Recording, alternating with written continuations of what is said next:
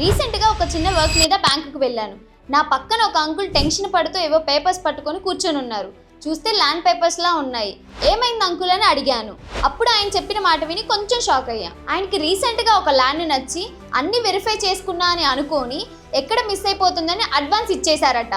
కానీ ఫైనల్లీ తెలిసింది ఏంటి అంటే రిజిస్ట్రేషన్ టైంలో ఆల్రెడీ ఆ ల్యాండ్ మీద లోన్ ఉంది అని. ఇప్పుడు ఆ ఇష్యూ క్లియర్ చేయడానికి బ్యాంక్ చుట్టూ, ఆఫీస్ చుట్టూ అండ్ డాక్యుమెంట్స్ అంటూ తిరుగుతున్నా అని చెప్పారు. అందుకే ల్యాండ్ కొనేటప్పుడు ఈసీ చెక్ చేయడం కంపల్సరీ.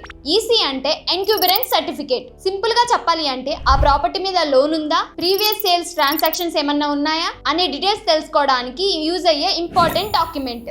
ఈసీ చెక్ చేయడానికి కొంచెం టైం పడుతుంది, కానీ చెక్ చేయకపోతే తర్వాత దానికి double time, double tension, money కూడా వేస్ట్ అయ్యే ఛాన్స్ ఉంటుంది. అందుకే ప్రాపర్టీ కొనే ముందు ఎగ్జైట్మెంట్ కన్నా వెరిఫికేషన్ చాలా ఇంపార్టెంట్. మీ ఫ్రెండ్స్ అండ్ ఫ్యామిలీలో ఎవరైనా ల్యాండ్ కొనడానికి ఎంక్వైరీ చేస్తుంటే ఈ వీడియో వాళ్ళకి షేర్ చేయండి. ఎందుకంటే ఒక చిన్న వెరిఫికేషన్ మిస్ అయితే ఫ్యూచర్లో ఒక పెద్ద ప్రాబ్లం రావచ్చు.